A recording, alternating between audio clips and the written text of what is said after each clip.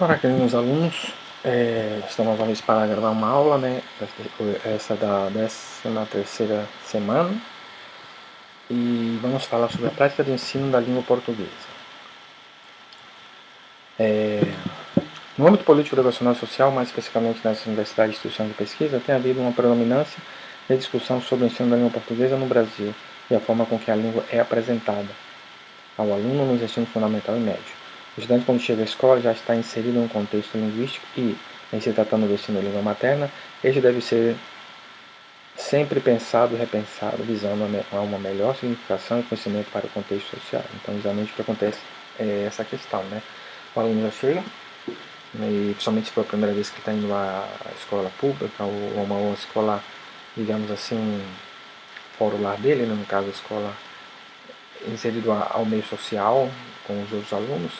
Então, cada um, dependendo de onde vem com sua própria já questão linguística, fator social. Principalmente o que mais pega mesmo é a questão linguística.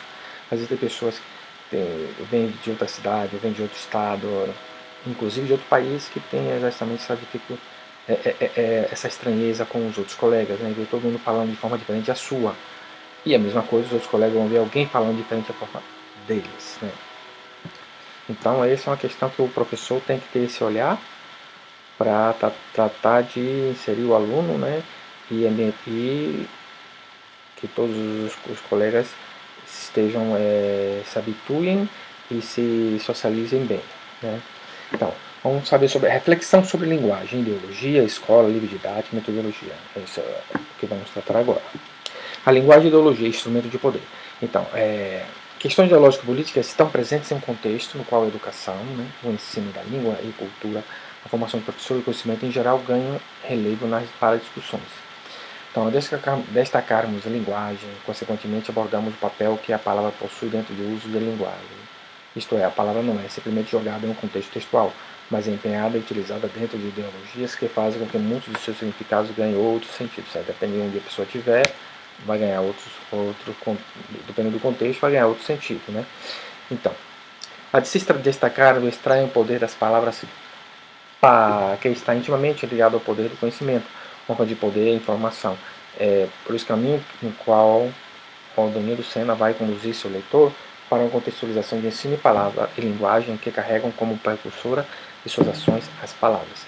Então, sobre esse assunto, Senna destaca que é como se aparentemente as pessoas tivessem livres dessas marcas, mas no íntimo acumulassem toda essa tradição verbal, o que nos permite ver nas palavras uma enorme força conservadora e povoar nossa vida. Assim, as palavras e seu uso adquirem sentidos diferentes de sua própria significação quando essas parecem impressas em meios sociais e históricos que fazem dela um instrumento de poder. Por isso, diríamos que as palavras também são efeitos da história e da ideologia vigente. E mais, a palavra, portanto, é um fenômeno ideológico por excelência, segundo Senna, né? Conforme Fiorin, a ideologia ganha aspecto de uma falsa consciência, instrumento que para ocultar a essência. Dessa maneira, a ideologia parte do fenômeno da realidade e, consequentemente, a ideologia se torna um instrumento do poder, pois parte de uma ordem hierárquica social, ou seja, se a inversão de realidade, a ideologia está contida no objeto, no social, não podendo, portanto, ser reduzida à consciência. Ela existe independente da consciência dos agentes sociais. É uma forma fenomênica da realidade, que oculta as relações mais profundas e expressa-as de um modo invertido. A inversão da realidade é ideologia. Por isso é preciso muito cuidado ao usar a expressão falsa consciência. Ela indica apenas que as ideias dominantes são elaboradas a partir de formas fenomênicas da realidade, não aprendendo, portanto, as relações sociais mais profundas. Essas ideias são, por conseguinte, ideologia sobre ideologia. A representação pode ser invertida porque a realidade se põe invertida, né? Então, a ideologia, como algo dependente da consciência, ganha significação pela realidade e não realidade, já que a realidade é feita da ideologia vigente, ou seja, a ideologia dominante é a ideologia da classe dominante. De modo de produção capitalista, a ideologia dominante é a ideologia do governo. Então, de acordo com o que domina, a ideologia vai partir daquela situação, né? Então, é onde domina mais, né, no caso. Como foi citado aqui, produção capitalista, que predomina a ideologia burguesa. No caso de uma se fosse uma produção socialista, seria os proletariados, a ideologia seria baseada nisso aí, né? Classe trabalhadora e tal, né? Então, nesse caso, podemos observar que a linguagem e a ideologia são instrumentos de poder e como uma está relacionada intrinsecamente com a outra, pensar que a ideologia que se apresenta dentro de um aspecto social é de classe dominante faz com que pensemos no atrelamento entre linguagem e ideologia. E mais, destacam-se ainda as formas ideológicas e discursivas como fatores de permanência e confirmação da ideologia. Conforme Fiorin, a formação ideológica é entendida como a visão de um mundo de determinada classe social, isto é, um conjunto de representações de ideias que revelam a compreensão que uma dada classe tem do mundo. Essa visão do mundo não existe desvinculada da linguagem. Então, já a formação discursiva é entendida como um conjunto de termos e de figuras que materializam uma dada visão do mundo, e como a formação discursiva assinalada que o homem constrói seus discursos que ele reage linguisticamente ao acontecimento. Né? Tudo baseado nisso. Então fica evidente que a ideologia está presente nos acontecimentos humanos e, consequentemente, ela é a marca dos discursos que são desencadeados entre as escolas, no ensino e até a formação do professor, pois tais ações, a efeito de sentido de construção de sentido que perpassam o senso comum, que por sua vez é traspassos por ideologia. Então, a ideologia está presente nos acontecimentos humanos, onde quer que você vá, sempre está ali presente, né? Alguma ideia, alguma posição, né? Sempre está presente aí. Então, tanto com os alunos, até a formação do professor, então todas as questões, existe uma questão ideológica, tudo é traspassado por ideologias. Então a escola é o lugar no qual os discursos dominantes são formadores de opiniões e até de como ensinar o que ensinar. Quase sempre a realidade do aluno é colocada em contraposição à discussão que se baseia na formação educativa. No entanto, há novos pensamentos que a aproximação do discurso seja feita de forma mais simples e democrática. Então, às vezes é meio que o discurso dominante, às vezes é meio positivo. Mas em situações em que essas aproximações são feitas, né, então de uma forma mais limpa e democrática, não é imposta como em algumas situações. Mas muitas das vezes acontece isso aí. Em muitos casos, significa que a visão que o aluno possui do mundo, que parte do senso comum, é irrelevante para o ensino e mesmo desconsiderado o contexto que se privilegia. Mas o que seria o senso comum? Então, segundo o Fórmula Lucchesi, o senso comum se dá por várias circunstâncias, como vou explicar agora. Isso se multiplica por inúmeros elementos da vida social, formando o entendimento que as pessoas possuem da vida, ou seja, essas compreensões constroem uma visão do mundo fragmentária e por vezes é contraditória. E isso denominamos senso comum. São conceitos, significados e valores que adquirimos espontaneamente pela convivência no ambiente em que vivemos. Isso é senso comum. Senso comum seu, às vezes, ou do ambiente que você vive, né, procede. Mas esse mesmo senso, se for em outro ambiente, em outro local, em outra situação, em outro contexto, o seu senso comum não vai estar, digamos, tão comum assim. Existe essa questão também. Né? Isso não faz pensar que o senso comum também é efeito de ideologia. Isso faz com que a realidade seja interpretada por diversos olhares. Olhares que são interesses embutidos no senso comum, ou seja, interesses que carregam propostas ideológicas e tentam fazer dessas uma visão dominante. São eles: interesses de autoridades econômicas, políticos, religiosos, no mundo social no qual vivemos e muitos outros. Interesses que são externos ao desvendamento da realidade. Então, tudo isso aí tem a ver. Né? Por exemplo, vamos supor uma questão para o contexto político. Existe a questão, um é do PT, outro é do PSDB, ou um tem uma tendência esquerda, outro tem tendência direita. Então cada um vai puxar o seu interesse. Né? Então, a questão religiosa também é a mesma coisa, tudo tem a ver. Portanto, na visão do mundo, o termo do mundo, a presença de discurso é marcante. Então,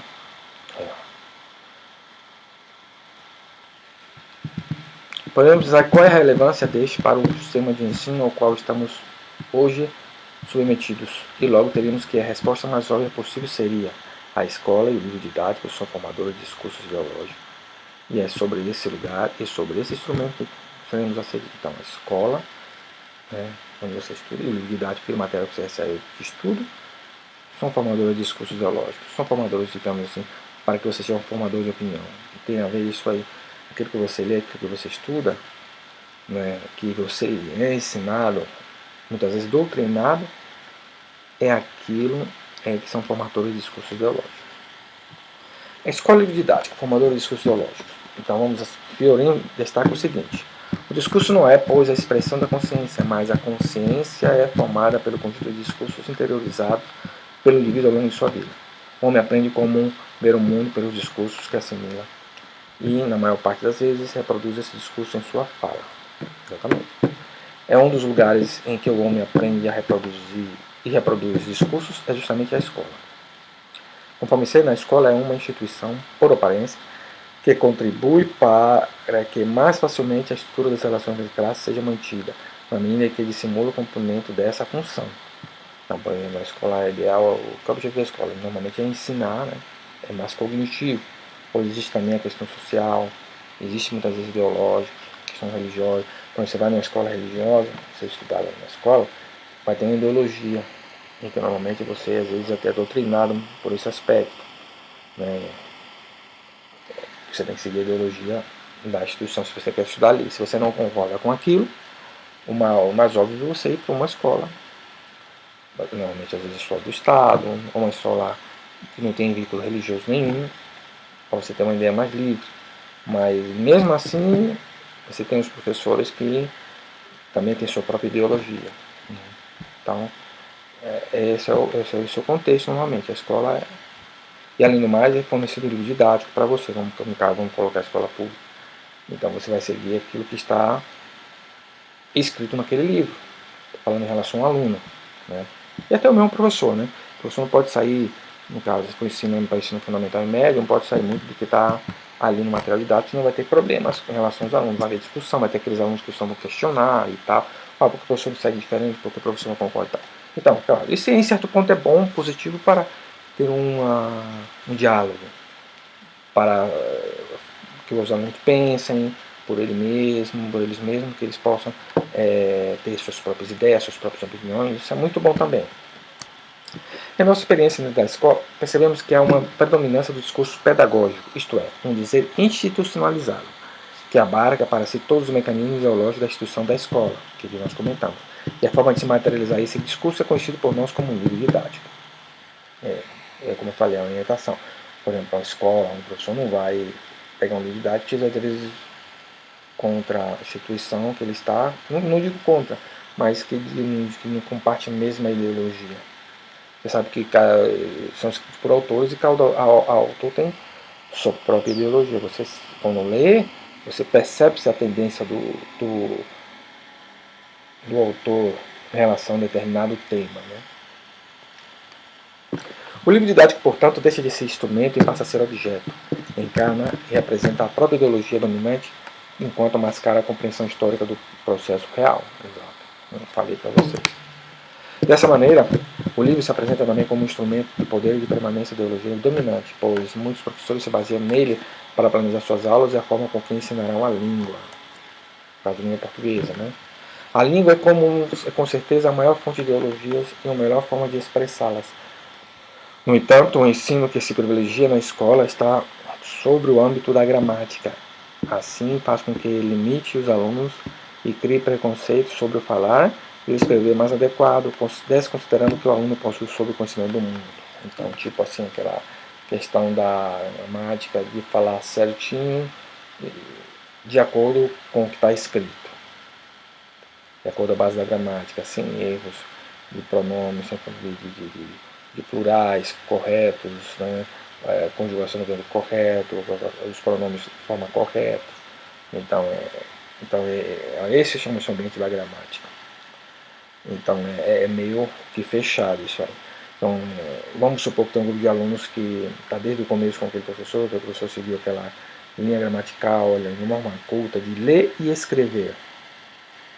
Chega alunos de outro local que tem maneiras de falar diferente, que tem sua própria que tem uma variação linguística diferente, né? Quer dizer, tem uma variação linguística que não compete com a sala. Então, se for seguir essa risca, aquele aluno vai ter que se adequar àquilo ali. E possa ser que ele se sinta meio que peixe fora d'água em relação aos outros colegas, né? Então, é isso com que o professor tem que saber lidar neste momento.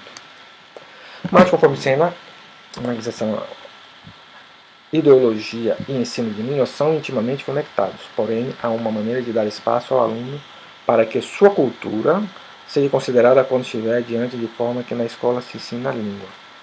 Tem que se respeitar a pessoa que vem. Inicialmente, para que isso aconteça, é necessário que ao professor da língua portuguesa fique claro que o aluno, seja de primeiro, segundo ou terceiro grau, ao chegar à escola ou à universidade, já traz consigo todo o domínio de estruturas básicas de sua língua, o que lhe permite, bem ou mal, resolver todos os pequenos e grandes problemas ligados ao seu mundo ou sua realidade. Isso tem que ter em conta. Em suma, parece-nos que o ensino da língua, o discurso pedagógico e o livro didático estão relacionados à ideologia. O ensino da língua tramita em meio a variadas teorias e documentos, tais como os PCN, né, que é o Padrão de Currículos Nacionais, e mais outros. A ideologia pedagógica. O discurso pedagógico continua sendo dominante na escola, nesse aspecto. É importante ressaltar que esse discurso é a chave para a ideologia, que a ideologia se faça presente dentro de um contexto em que fatos históricos e sociais são relevantes para a instituição de ideologia, nem melhores nem piores, mas dominantes. O livro didático continua sendo o modelo de aula da língua portuguesa, sem dúvida. Diante disso, acreditamos que o papel do professor deve ser o de levar ao aluno a possibilidade de visualizar a crítica e criticar aquilo que lhe é apresentado, de forma consistente e relevante para a sua constituição enquanto indivíduo social. Mas como fazer isso? E qual seria a melhor maneira, a maneira mais plausível entre várias outras que o professor poderia escolher como norteadora do seu papel como educador? Então, acreditando que uma boa metodologia, o professor pode sim alcançar seus objetivos e refletir sobre o seu trabalho. Buscando responder parte dessa questão colocada no início desse artigo, começamos por analisar então a metodologia, assunto no qual Sena traz algumas reflexões teóricas.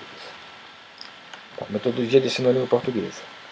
Segundo Sena, a metodologia de ensino à língua portuguesa deve ser pensada dentro de pressupostos de ordem histórica, social e política. Além disso, o autor alerta que uma metodologia de ensino de língua não pode ser vista como uma questão puramente mecânica, que busque tão somente estabelecer recursos visando a uma melhor apreensão dos tópicos gramaticais, geralmente propostos como conteúdo gramático das aulas de língua portuguesa. Sabendo que a norma culta é a que prevalece no ensino da língua materna das escolas brasileiras, afinal, ela reflete quem detém o poder. No entanto, como ensinar as variações linguísticas em detrimento da norma culta? Falar em detrimento da norma culta seria irrelevante, pois ainda estamos inseridos num sistema de escrita de situações orais formais que recrutam tais leis gramaticais, pois elas estão marcadas histórica e geologicamente na sociedade. Bom, aí existe um porém. Bom, tipo assim, logicamente que tudo depende do professor e da materialidade que ele está trabalhando, da ideologia do professor. Tem professor que ele é mais fiel à gramática, ele é mais gramático. O interesse dele é que todos aprendam a ler, escrever e falar tal qual. Outros já têm a liberdade de dizer assim, não, que você fale da sua forma, mas escreva correto. Então, talvez nessa questão, eu acharia, no ponto de vista, de que deveria, sim, a norma culta deve ser ensinada, mas respeitando as variações linguísticas, tratando de trazer aquele aluno para que tenha um domínio tanto das duas. Quer dizer, conheça a norma culta também, além da sua variação linguística, que isso some no mundo dele, como acadêmico, né, como pessoa, que a sua linguagem é valorizada, mas ele também conhece a outra norma, a norma culta, que ele vai precisar em determinados momentos, dependendo da situação ou da profissão que ele está. Não quer dizer que com essa reflexão do autor aí, dos autores, que temos que deixar de lado a norma culta e cada um fala do jeito que quer, está tudo bom. Não é bem por aí. Mas existem situações que você tem que usar a norma culta. E no dia a dia você usa a sua linguagem normal. Então, porque senão para que ter aula de português, né? Para que professor de português? Se não posso ensinar a ele o português tal como deve ser. O que não pode haver é discriminar a variação linguística dele, principalmente na fala, em questão de falar. Em questão da escrita, ainda estou de acordo que na escrita deve ser trabalhado na norma culta. Agora, na linguagem oral, já é outra situação. Você me lembra Bechara, que explica o fato de que o estudante tem de dominar várias variantes. Segundo Bechara, o aluno precisa ser poliglota dentro de sua própria língua, dominando, além da variante do seu grupo social, a variante considerada culta. Foi justamente o que eu comentei, é isso aí. Então, o Bechara é um dos maiores eruditos da língua portuguesa que nós conhecemos, né? Então, realmente a posição dele está corretíssima. O autor diz: conforme sendo esta solução proposta por Bechara, parece não resolver o problema em si, pois a estrutura de ensino que rejeita o dialeto do aluno ainda irá dominar. Isso é muito complicado de tratar isso, né? Mas ainda fico com a opinião do Bechara. Por outro lado, Senna vê a escola como um espaço que deve abranger o cultural, e dessa maneira ele propõe a bidialetalismo para a transformação, em que a norma culta entraria como parte da cultura, além de outras variantes. Então, essa proposta de Senna é vista como instrumento político de fundamental importância na luta contra as desigualdades sociais que imperam na sociedade e que estão muito bem protegidas através da escola pela valorização absoluta da norma culta em detrimento do dialeto popular. Não necessariamente. Para a sua Suna, o ensino do caráter normativo estático, voltado para as particularidades importantes, não tem significado para os alunos. E isto, mais uma vez, parece ser visto como um problema metodológico do ensino. Dentro dessa perspectiva, a autora destaca Neves, que aponta problema no ensino da língua portuguesa. Vamos ver o que diz.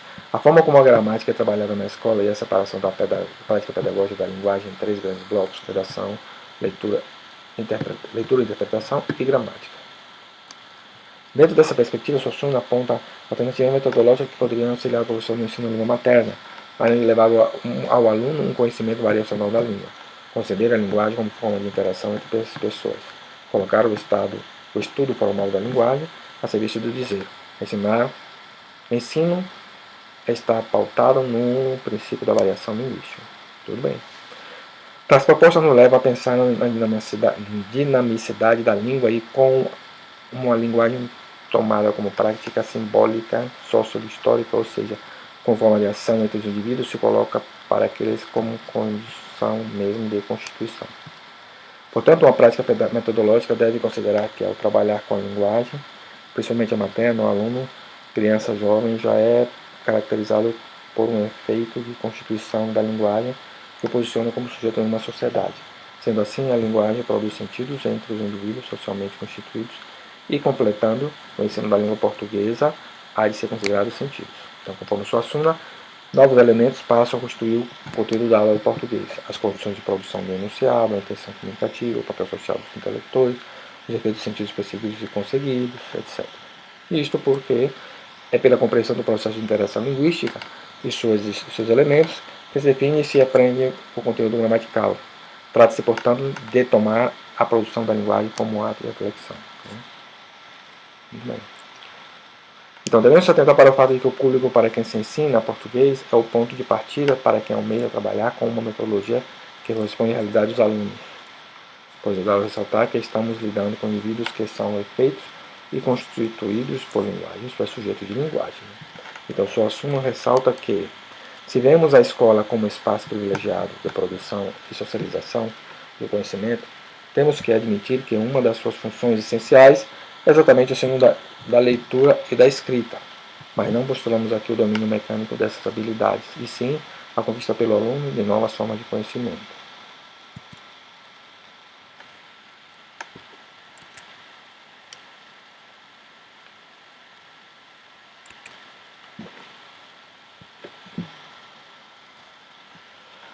Então, no âmbito escolar, a discussão sobre ensino de língua portuguesa e o contexto sociocultural do aluno são relevantes para a reflexão dos futuros professores do processo de formação.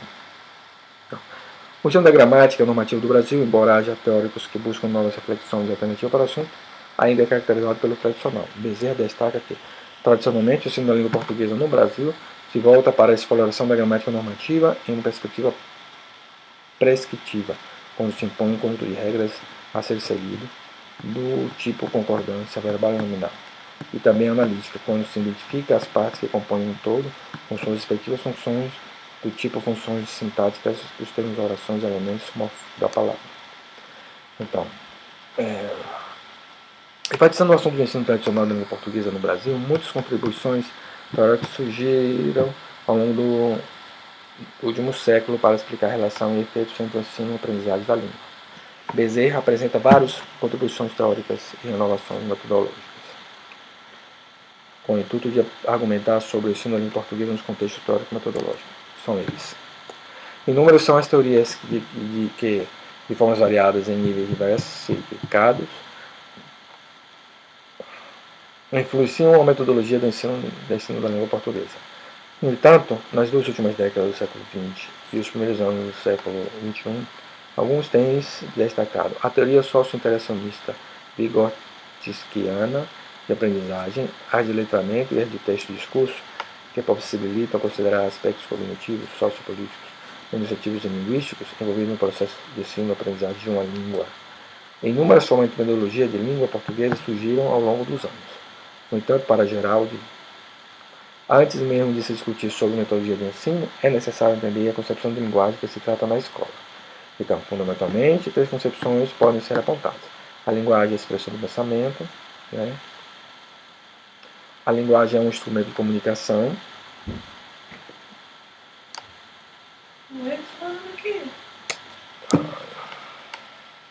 Em livros didáticos, essa é a concepção confessada nas instruções ao professor, nas instruções, nas introduções, nos títulos, embora em geral seja abandonada nos exercícios gramaticais. A linguagem é uma forma de interação, mais do que possibilitar uma transmissão de informação de um emissor e um receptor. A linguagem é vista como um lugar de interação humana. Através dela, o sujeito que fala pratica ações que não conseguiria praticar e não se fala. Com ela, o falante age sobre o ouvinte, constituindo compromissos e vínculos que não preexistem antes da fala.